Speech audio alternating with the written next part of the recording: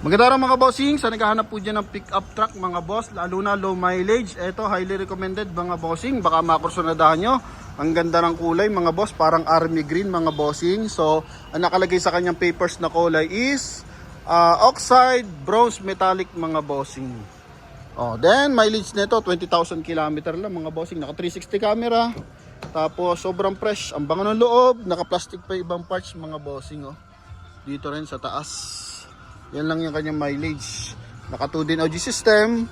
Tapos naka automatic climate control. Push start unit mga boss. Sobrang sariwa. May LED lights pa sa kanyang pinto mga boss. Lahat ng side dyan mga bossing. Sa mga nagkaka-interest, ito ikutan lang natin ng bahagya mga bossing. Amoy bago yung loob mga boss. Canopy. Wala mga damage. Wala mga gas-gas mga bossing.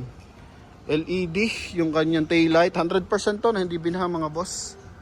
Yan.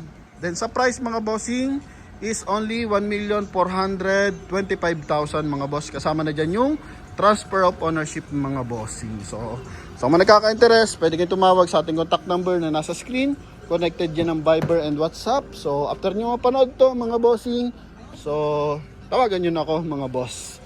If ever na kaya ng budget nyo mga bossing. So front area muna tayo mga boss. Coding nito is Thursday ending 8. Ibang dating talaga kapag Hilux mga boss. Kisig At sa brand new mga bossing, yung ganitong kulay mahirap makuha mga boss. Pipila ka talaga na napakatagal mga boss, no? Kasi limited lang yung ganitong kulay mga bossing. Yan. Tapos front area natin, pakita natin, projector headlight, daytime running light, LED lights. Naka-projector na rin nga yung kanyang LED na rin yung kanyang fog light mga bossing. Tapos meron siyang sensor. Okay. May 2-eye sensor yan magkabilaan para pag may sumisingit, so naiwasan natin ang collision. Then dito is camera mga boss, So 360 camera yan, may camera rin siya dito mga bossing. Okay, try nating laitin mga boss, pero sa nakikita ko wala tayong malalait mga bossing. Pero try lang natin. So dito mo tayo sa ating gulong. So naka Bridgestone Tars R18 Series 2023 to mga bossing, 95% red light, sobrang kapal pa. Stepboard niya mga boss, buong buo mga bossing. Walang any damage. Wala talaga mga boss. Okay, sa pinto, eto buong buo rin to mga bossing. Sa kanyang side mirror, naka LED. Wala siya rin visor pero may roof rail mga boss. All stock ang datingan. Door panel, may LED lights mga bossing. Yan, magkabilaan yan mga boss. Pampakisig lalo ng dating ng Hilux yan mga bossing. Dito walang dent. Dito siguro sa upuan, medyo malaki ang driver. Dito lang mga boss. Yan lang yung pinakalundo niya. Pero sa sandalan, wala. All goods mga bossing. Pati sa kabilang side. Yan, medyo naka 0.5 tayo kahit medyo makulimlim na. Try na rin natin buksan mga bintana. Alright, para mas maliwanag ng bahagya. Akit tayo mga bossing, steering wheel tayo. Tingnan mo yung steering wheel niya mga boss. Kisig mga bossing, kinis. Same time, wala pa mga bakbak talaga. So, yun nga kasi nga mileage naman tingnan mo. 20,994 mga boss. Dashboard. LED lights mga boss. 2 din. Tapos dito yung mga LED, so kakulay na ito mga boss, no? Yan. So may tawag dyan totally, hindi ko lang nasa dulo ng dila ko mga boss, pasensya na. Push start unit, ito yung kanyang susi mga bossing. Alright. Yun yung kanyang susi. Remote, automatic climate control. Then power fold ang ating side mirror. May sticker pa mga boss. Magkabilaan. May sticker pa yan. Pag-adjust, all goods. Then dito rin, pag-adjust natin, all goods mga boss. Tapos, sinalang natin to ng bagya. Medyo skandaloso, baka makapiright tayo mga boss. Tapos dito sa ating rear view mirror, naka-automatic adjust na siya mga boss. So, once na naka-LED lights yung bubuntot sa atin mga bossing, so, hindi na masasaktan yung mata or ma-distract yung ating driver dahil naka-auto adjust na yan. So, siya na yung nagle-lessen ng liwanag mga boss, no? Tapos sun visor, naka-plastic pa mga bossing, dito naka-plastic pa rin. Tapos yun nga, dito sa kanyang excuse me, cruise control, naka-plastic pa rin mga boss. Hands-free connection mga bossing para sa ating 2D audio system. Tapos meron na rin siyang blind spot assist. Ito naman pre-collision, pre-front collision to mga bossing. So, kusa siyang nagbe-brake mga bossing once na, lalo na sa mga pedestrian mga boss, ito. So, once na malapit na, hindi tayo makapag-brake. So, sa Montero may ganun din sa 4x4. So, ito, automatically, nagbe-brake sa mga Everest. So, yan. Sa mga technology naman, so, mas high-tech mga boss. Tapos dito, is cup holder. Then sa kabila, cup holder din yan mga boss. Kulay black mga bossing, polish black tong side na to. Yan, dito naman para may wood finish mga bossing. Tapos dito is para siyang tag dito leather pero hindi mga boss. Plastic pa rin siya. Alright, yan. Then cup holder dalawa. Stability control nandito mga bossing. Then adjustan ng aircon natin mga boss. Armrest, yan para hindi napapatungan ng kamay mga boss. Bango. Sobra ka bango pa. Ceiling natin kulay black mga bossing. Tapos likuran. Yan, magkikita lang tayo ng mga ganyang ilaw sa Innova na B, sa Alphard, sa Fortuner ata na Q mga boss. Yan, Okay. Then punta tayo sa second row mga bossing. Maambo na pero kaya pa naman. Upuan sa likod para hindi na upuan. Original pa yung kanyang floor matting. Grabe. Baka nga yung car wash na ito sa loob. Yung huling car wash pa niya nung na-release to sa kasa. Mukhang hindi naman nagamit. Mukha ding may parking space to. Kasi talaga napakakisig. Canopy mga boss. Kasi pag wala kang parking is 2023 siguro may mga galos na yan. Conquest yan mga bossing. Ito yung likod niyan. 4 ang sensor sa likuran, tapos isang built-in camera. Then dito, tingnan mo yung kanyang bed liner. Di mo lang kung ano nilagay dito, siguro puro tissue. Wala nagasgas yan lang mga boss. Share ko lang, napakakisig. Minsan lang tayo magkaroon ng sobra kakinis na unit mga bossing. Lahat second hand, pero lahat meron tayong nalalait. Pero by the meantime, dito wala pa tayong nakikita.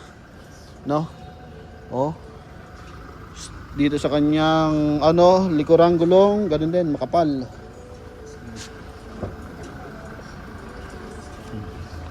Wala masyadong gasgas mga boss. Wala pa nga, even hairlines, wala pa ako Siguro mas maliwanag, mas makikita natin, pero maliwanag pa naman.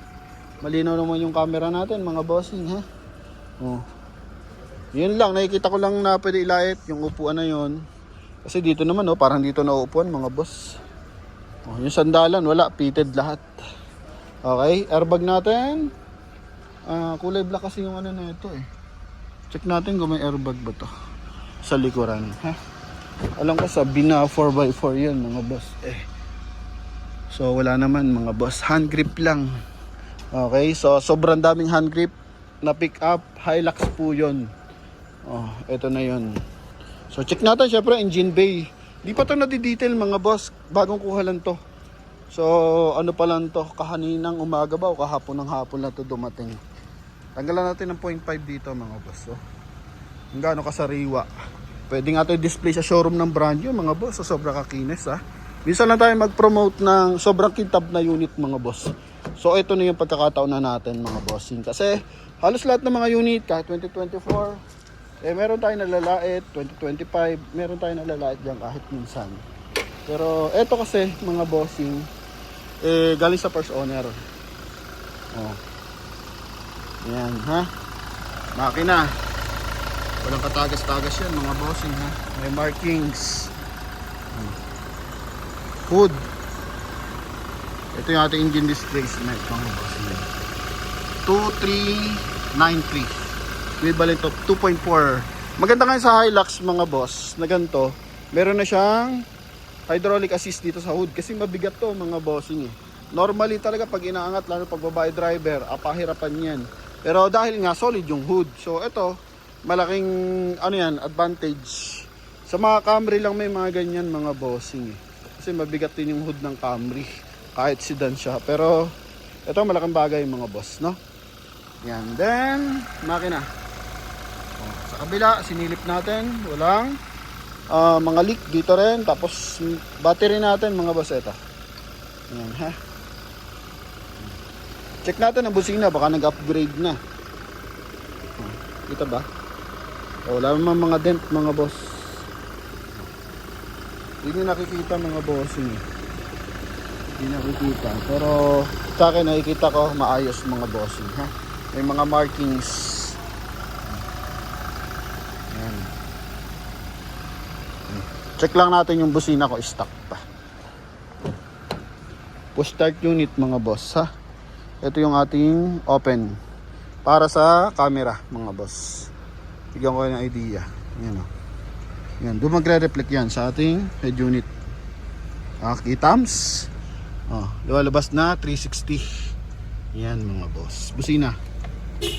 Wala, stock pa talaga mga bossing. Stock pa.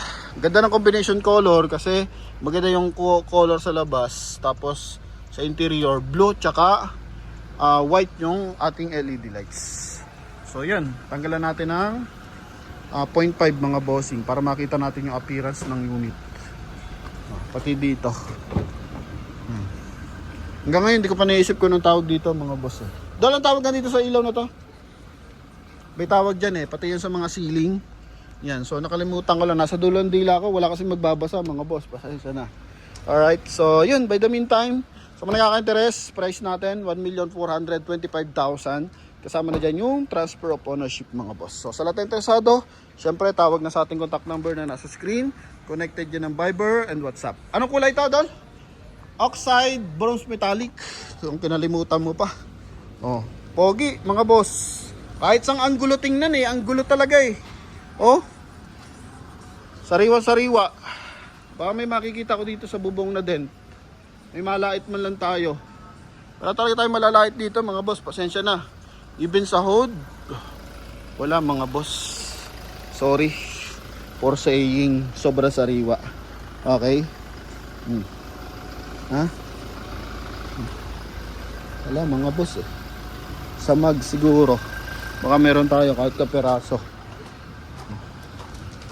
Sa mags, tingnan natin yung mags. Kabilang side. Final lang natin. Para may malait naman tayo. Mga boss. Kahit kalmot pusa. Wala talaga. Sorry mga boss. Yun. Goods na goods. So sa mga interesado, gusto mong padala ng mekaniko, walang problema. Pwede nyo to i-check mga bossing. Open tayo sa lahat ng mga mekaniko nyong kakilala o relatives. Yan. Transaction natin. For cash muna tayo for now mga bossing. So yun lang. Thank you very much. Bye bye.